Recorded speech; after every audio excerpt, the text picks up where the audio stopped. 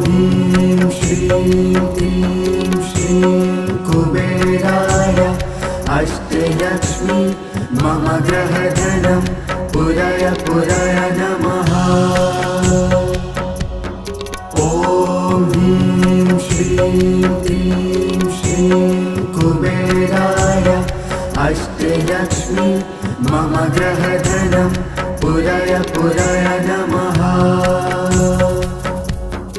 ॐ ह्रीं श्रीं क्लीं श्रीं कुबेराय अष्टलक्ष्मी मम ग्रह